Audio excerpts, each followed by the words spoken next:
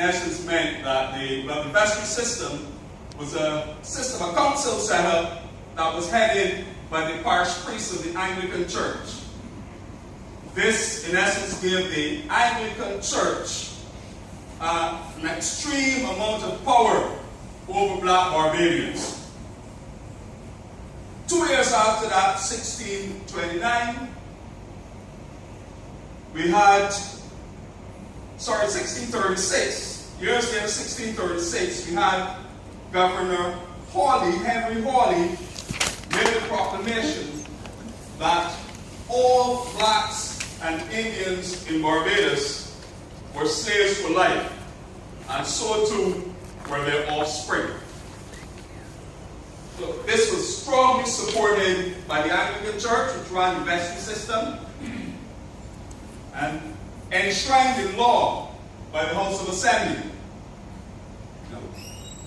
During that time, blacks, during the whole period of slavery, just until the eve of emancipation, blacks were not allowed to be Christianized, and they were not allowed to be educated.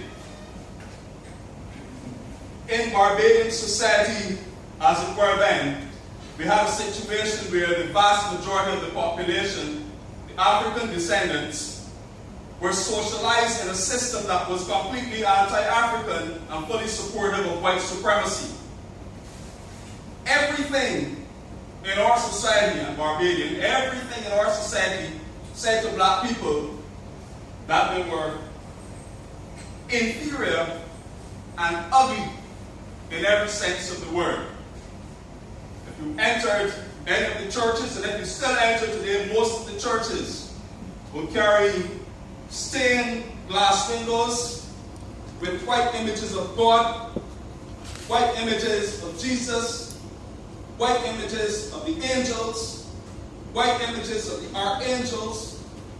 Just about everything positive in the church was white. The only thing black in Barbados was the devil and black people. In 1661, they introduced the slave code. This code pretty much supported white supremacy as well.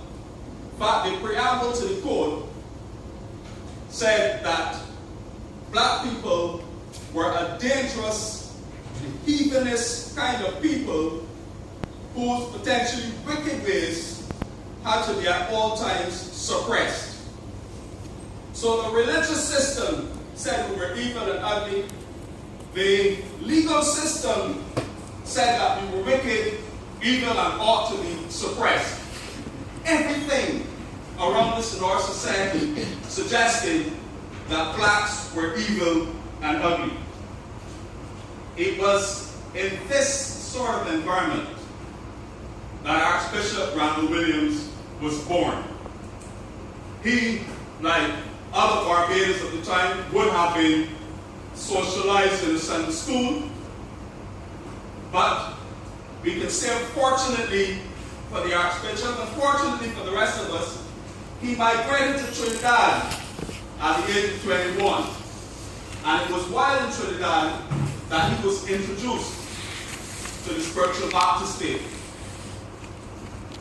While there, he got very involved in the church and was actually part of a delegation as a young man that would have challenged the Trinidad government to lift the prohibition on the spiritual Baptist church.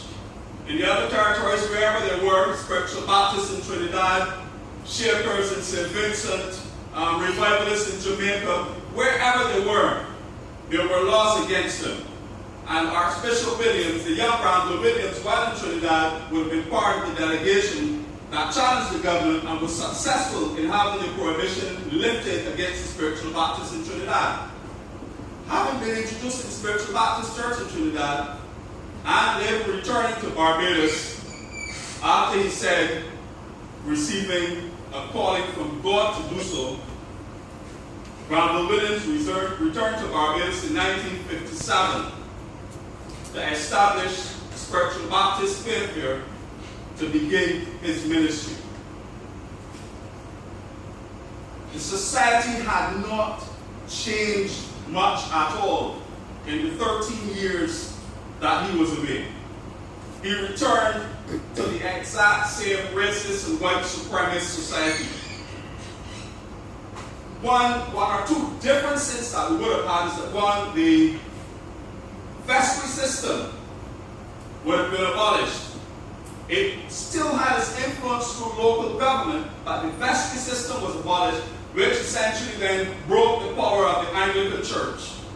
This created space for other churches to emerge. For those 340 odd years that the vestry system would have been in place, the Anglican Church had almost full domination over religion in Barbados.